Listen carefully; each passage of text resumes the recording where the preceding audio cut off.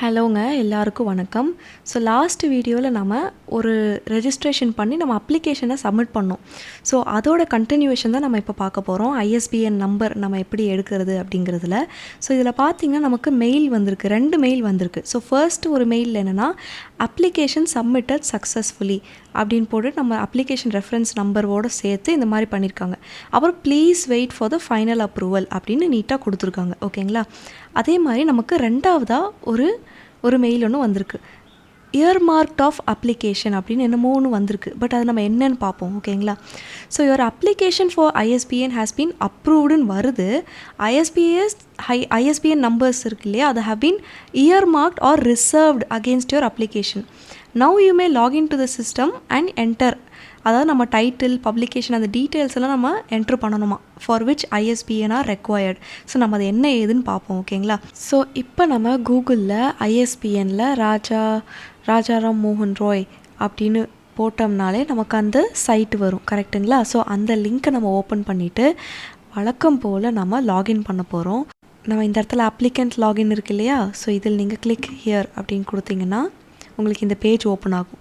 So இதில் உங்கள் user name, உங்கள் பாஸ்வேர்டு, உங்கள் கேப்சா இது நான் என்ட்ரு பண்ணுறேன். 6E60BD. ஓகேங்களா? ஸோ இப்போ நான் லாகின் கொடுக்குறேன். இப்போ லாகின் கொடுத்தோன்னு நமக்கு உள்ளே வந்துட்டோம் நம்ம. ஓகேங்களா? ஸோ மை அப்ளிகேஷன், நம்ம ஆல்ரெடி ஒரு அப்ளிகேஷன் போட்டிருந்தோம் இல்லையா, ஸோ நம்ம உள்ளே போய் பார்க்க போகிறோம் அதோடைய அப்டேட்ஸ் என்ன இருக்குது அப்படின்னு. பார்த்திங்கன்னா இப்போது அப்ளை ஐஎஸ்பிஎன் அப்படின்னு ஒரு இது ஓப்பன் ஆகிருக்கு. Fill title details for which ISBN is required அப்படின்னு போட்டிருக்கு. இன்னும் நமக்கு ஐஎஸ்பிஎன் அலாட் ஆகலை, பட் earmark மட்டும் பண்ணியிருக்காங்க. மீனிங் நமக்கு ஏதோ ஒரு வேலை நமக்கு கொடுத்துருக்காங்க, இப்போ நம்ம அதை பண்ண போகிறோம்.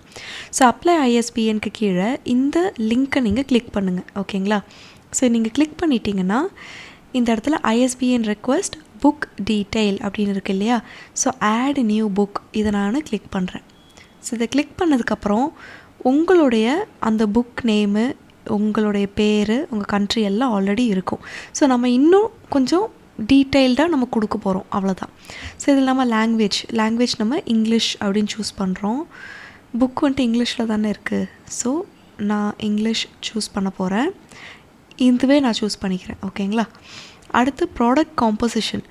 இதில் பார்த்திங்கன்னா சிங்கிள் காம்போனண்ட் ரீட்டைல் ப்ராடக்ட் தான் நம்மளுது. ஏன்னா நம்மளுது வந்துட்டு ஒரு இண்டிபெண்ட்டான ஒரு புக்கு, ஒரே ஒரு புக்கு தான். ஸோ அதனால் இதுதான் நான் சூஸ் பண்ணணும்.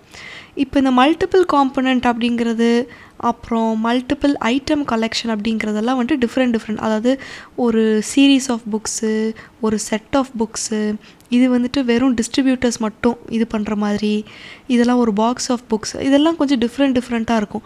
ஸோ உங்களோட டைப் ஆஃப் புக் என்னவோ அதுக்கேற்ற மாதிரி. இப்போ நீங்கள் கேடிபியில் ஒரே ஒரு இண்டிபெண்ட்டான ஒரு புக்கு தான் நீங்கள் பப்ளிஷ் பண்ணியிருக்கீங்க, அதுக்கான ஐஎஸ்பிஎன் தான் நீங்கள் இதில் அப்ளை பண்ணுறீங்க அப்படின்னா இந்த சிங்கிள் காம்போனண்ட் ரீட்டைல் ப்ராடக்ட்டே ஓகே தான். ஸோ இதை போட்டாச்சு. டேட் ஆஃப் பப்ளிகேஷன், பேசிக்கலாக நம்ம எப்போ இந்த புக்கை வந்துட்டு பப்ளிஷ் பண்ணுறோம் அப்படின்னு. நான் பேசிக்கலாக என்ன பண்ண போகிறேன் அப்படின்னா ஜூலை 2026. ஓகே, நான் ஜஸ்ட் ஒரு டேட் நான் கொடுத்துக்கிறேன். சரிங்களா? ஸோ நான் ஜூலை 3, 2026ன்னு நான் சும்மா கொடுத்துக்கிறேன்.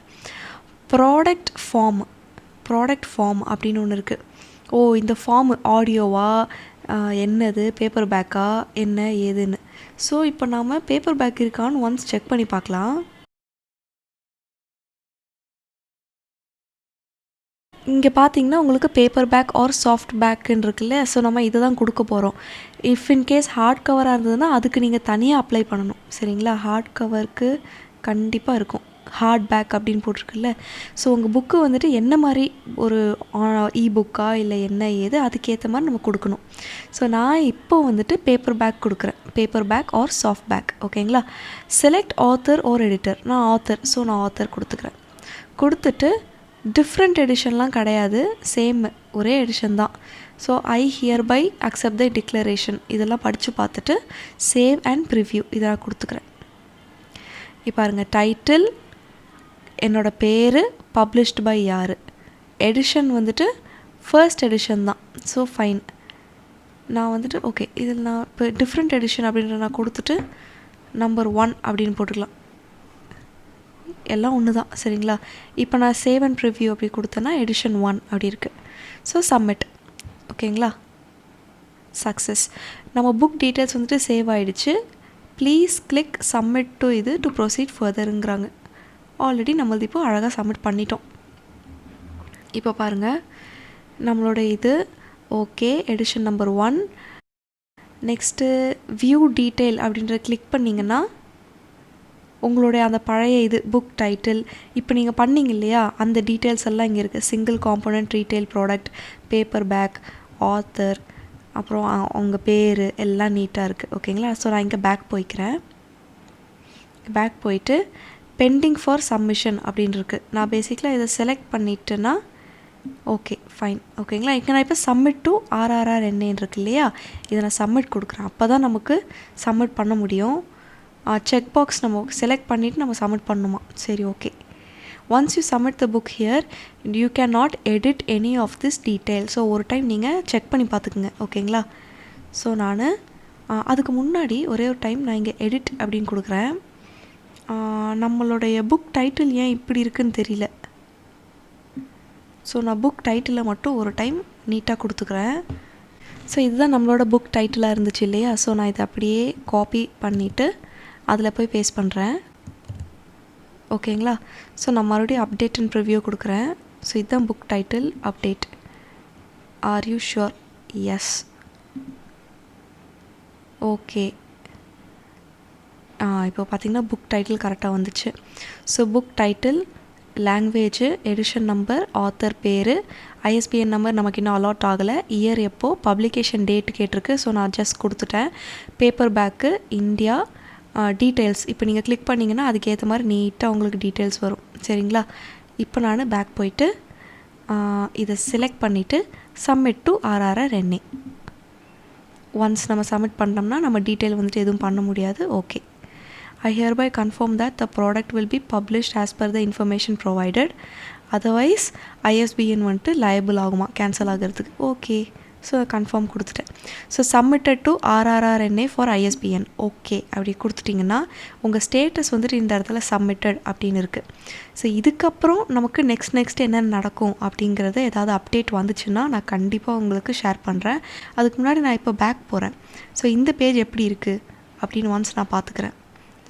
ஸோ பேசிக்கலாக புக் ஸ்டேட்டஸ் வந்துட்டு சப்மிட்டட் ஒன்ஸ். ஓகேங்களா. பேசிக்கலாக இது நான் ஆல்ரெடி பண்ணியாச்சு. பட் எனிவே நான் இன்னொரு டைம் இதை கிளிக் பண்ணும்போது ஆல்ரெடி இந்த இடத்துல சப்மிட்டட்னு தான் வருது. இந்த இடத்துல நான் ஸ்டேட்டஸ் வந்துட்டு மாறுச்சுன்னா தான் நமக்கு இந்த பேஜில் ஏதாவது மாறும். ஸோ நெக்ஸ்ட்டு அப்டேட்ஸ் என்னென்ன வருதோ அதை நான் உங்களுக்கு கண்டிப்பாக சொல்கிறேன். ஓகேங்களா. So thank you very much. நன்றி.